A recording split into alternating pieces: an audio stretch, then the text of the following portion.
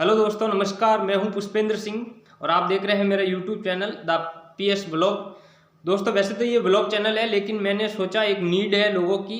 पिछले एक वीडियो में अच्छा खासा आप लोगों ने प्यार दिया था, तो ये वीडियो शेयर मार्केट के ऊपर है। स्टॉक मार्केट, अपने देश में स्टॉक मार्केट में ट्रेडिंग करने वाले पूरे देश में 4% लोग हैं जो स्टॉक मार्केट में निवेश करते हैं। यही लोग अमेरिका में 50% लोग हैं जो स्टॉक मार्केट में इन्वेस्ट करते हैं। तो ये इतना बड़ा अंतर क्यों है?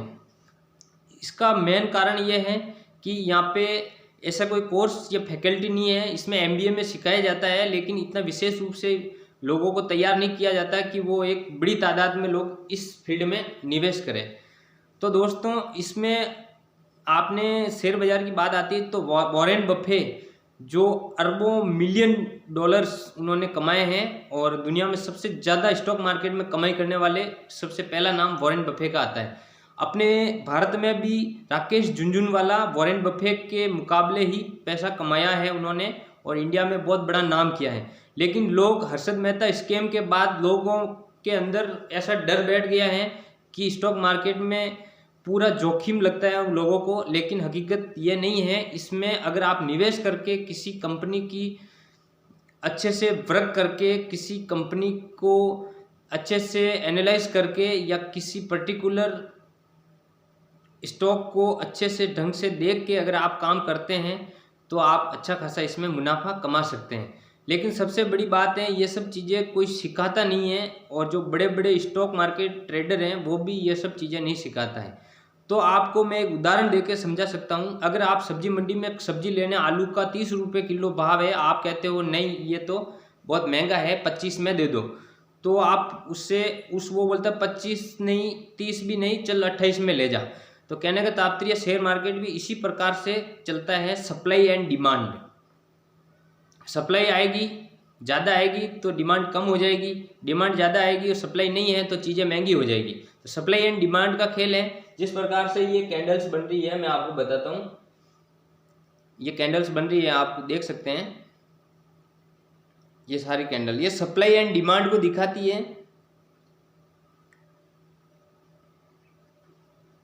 ये आप देख सकते हैं।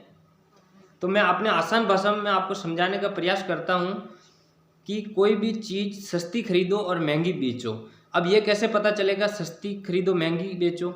तो मैं आपको बता दूं, इंडिया के अंदर निफ्टी 50 करके एक पूरा 50 भारत की टॉप कंपनियां जो लिस्टेड है नेशनल स्टॉक एक्सचेंज में या BSE में, जो अपनी जिस प्रकार से अपने शहर की सब्जी मंडी होती है वह भाव-ताव होता है, उसी प्रकार से अपने भारत में share market, Bombay stock exchange, BSE और NSE, ये एक तरह की उन सब चीज़ों की सब्जी मंडी है। वहाँ से अपन ये काम करते हैं। पहले ये काम वहाँ जाके किया जाता था, आजकल ऑनलाइन किया जाता है। बहुत ही अच्छा और बहुत ही सुचारू रूप से आप लोग अपने कंप्यूटर से ये सब चीज़ें कर सकते हैं। लेकिन इसके लिए एक विशेष प्रकार की स्किल की ज़रूरत होती है। आपको इसमें ऑनलाइन पढ़ाई करनी होती है या आपको बुक्स लाके पढ़नी पड़ती हैं ताकि आप अच्छे से अपना काम कर सको। दोस्तों, मेरा मतलब बिल्कुल भी यह नहीं है कि आप मेरा वीडियो देख के आप स्टॉक मार्केट में निवेश कर दो। ये बिल्कुल बड़ा भारी जोखिम वाला काम है। इसमें आपको काफ़ी अभ्यास करने की ज़रूरत होती है। नॉर्मली डायरेक्ट आप किसी के कहने पे किसी चीज़ को खरीदना और बेचना ये बिल्कुल ठीक नहीं है। इसमें आपका खुद का जोखिम शामिल है। तो कहने का तात्पर्य मेरा ये है कि मैं ये जानकारी देना चाहता हूँ आप लोगों को, क्योंकि मैंने पहले वीडियो बनाया था, उसमें आपने अच्छा खासा रेस्पॉन्स दिया था, अच्छे खासे व्यू आए थे और इस वजह से मैंने नेक्स्ट वीडियो स्टॉक मार्केट के ऊपर ये बना रहा हूँ। तो आप ये चार्ट देख सकते हैं, ये तो चार्ट यूरो USD का चार्ट है और निफ्टी 50 जो है टॉप 50 कंपनी, जो 50 कंपनियां होती हैं उसका प्रतिनिधित्व करने वाला वो एक चार्ट होता है, जो कि हाईएस्ट प्राइस रहता है उसका 30,000 30,000 और लोएस्ट रहता है 10,000।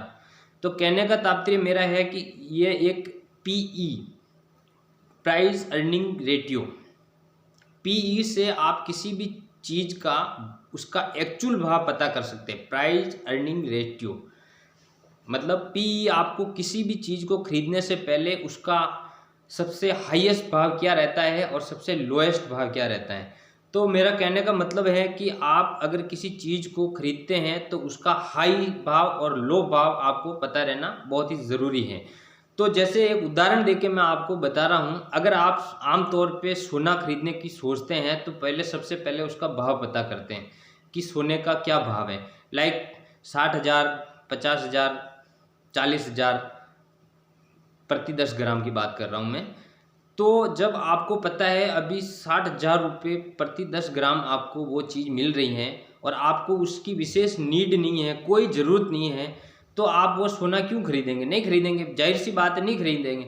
अगर वो 60,000 रुपये प्रति 10 ग्राम मिल रहे हैं तो आप नहीं खरीदेंगे। अगर वही चीज़ 40,000 या 35,000 में मिलने लगे तो आप खरीदेंगे, क्योंकि वो सस्ता हो गया है ना, भाव उतर गए, मारवाड़ी में कहते हैं भाव उतरियो ज़्यादा ले आओ। तो यही काम इसी में होता है। इसमें जब भाव सस्ता होए तब खरीद लो और महंगा होए तब बेच लो। अगर महंगा खरीदोगे तो कुछ इस बार नया हो जाए, ऐसा सोचने पे बिल्कुल भी ऐसा नहीं होगा। लेकिन सस्ता खरीदने से 35,000 है, जरूरी नहीं 28,000 भी आ जाए, आ सकता है, लेकिन आएगा ये पक्का नहीं है कि आएगा, लेकिन ऊपर जाने का चांस बहुत ज़्यादा है। तो मेरा समझाने का मतलब यही है कि सस्ता खरीदो, महंगा बेचो। अभी ये काम कैसे करता है, इन सब चीज़ों को सीखने के लिए बुक्स आती हैं टेक्निकल एनालिसिस नाम के से, जो कैंडलस्टिक पैटर्न है उनके पैटर्न होते हैं, उनकी पढ़ाई करनी पड़ती है आपको। उन सब चीज़ों को आप सीख के एक परफेक्ट ट्रेडर आप बन सकते हैं। लेकिन आपको एक बात बता दूं, जिस चीज़ की जितनी कोई भी बिजनेस हो उसको करने के लिए एक विशेष एक पैसों की ज़रूरत होती है। अगर किसी चीज़ को आप 1,00,000 रुपये लगा के यहाँ से 2,000 रुपये पर डे कमा सकते हो, लेकिन 2,000 रुपये लगा के आप 4,000 रुपये या 2,000 रुपये लगा के 2,000 रुपये आप कमाना चाहो तो ये संभव नहीं है। अगर ऐसा करोगे तो आप जो 2,000 रुपये आपने स्टॉक मार्केट में डाले वो 2,000 रुपये भी चले जाएंगे। तो कहने का तात्पर्य है किसी भी काम को करने के लिए उसके लिए जो इंस्ट्रूमेंट वगैरह लगते हैं या उसके लिए जितनी धनराशि आपको खर्च करनी है, उस पर इन्वेस्ट करनी है, तो उतनी करें, तभी जाके आप बेनिफिट में रह पाएंगे। बाकी आप बिल्कुल भी बेनिफिट में नहीं रह पाएंगे।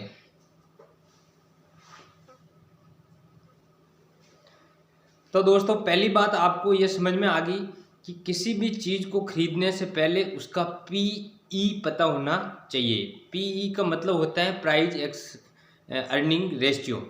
उसकी एक्चुअल वैल्यू क्या है, इसका हिंदी में मतलब बताता हूँ। उसका जो मेन है, उसका एक्चुअल प्राइस कितनी है। जिस प्रकार से आप सोना खरीदने के लिए, ये मैंने आपको समझा दिया है, दोबारा समझाने की ज़रूरत नहीं है। आप किसी भी चीज़ को या किसी भी कंपनी के शेयर को खरीदने से पहले उस कंपनी के फंडामेंटल को देखना ज़रूरी है। फंडामेंटल किस प्रकार से, नहीं तो आपके खरीदा हुआ उसका भाव गिर सकता है।